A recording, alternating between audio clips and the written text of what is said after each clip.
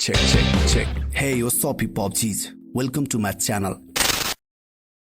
त सानो छँदा पछि के भन्छस् भनेर सरले सोध्थ्यो। अरू सबले भन्थ्यो मलाई के भनौँ भन्थ्यो। न म डक्टर हुन चाहन्थे न त पाइलट नै, प्लेन हेर्ने फुर्सद कसलाई थियो, म रमाउँथे साइकलमै। Anurag Sharma, aka MC Flow, the man of underground. Born in 1990 and he started his rap journey in 2008. +2 सकेर एब्रोड जाने प्लानमा रहेका अनुराग शर्मा डिफ्रेन्ट कन्ट्रिजको भिजा रिजेक्ट पछि निराश हुँदै घरमा नै बस्न थाल्छन् र लेख्छन्। 18 वर्षको र्याप हान्दा सबै ढोका बन्द थियो। आफ्नो कोठामा हेडफोन उसको यन्त्र थियो।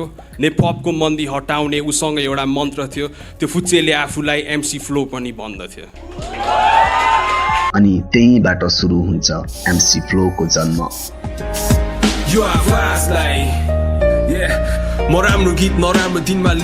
त्यो समय उनी एकदमै डिमोरलाइज स्टेटमा पुगेका हुन्छन्, तर पनि उनले केही डिस्ट्रक्टिभ ह्याबिट फलो नगरी he fell in love with books and they help make him more positive and confident.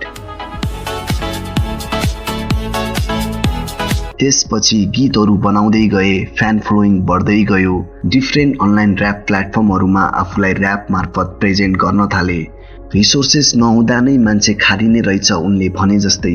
Resources भएन भने अझै क्रिएटिभ हुनुपर्छ भन्ने उद्देश्यले उनले रचनात्मक कार्यमा समय दिए। आफ्ना भावना, आफूले देखेका, बुझेका र सिकेका कुराहरू गीत मार्फत प्रस्तुत गरे।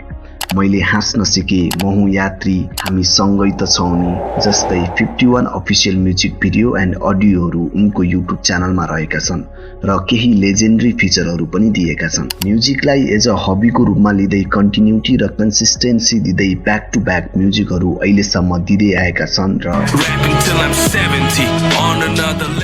एउटा अन्डरग्राउन्ड सिनबाट यो स्थानसम्म आइपुग्नु नै एक इतिहास हो।